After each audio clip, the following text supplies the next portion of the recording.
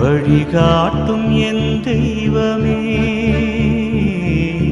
துணையாக எனில் வாருமே. நதி மீது அலைந்தாடும் மகள் போலவே கதி ஏதும்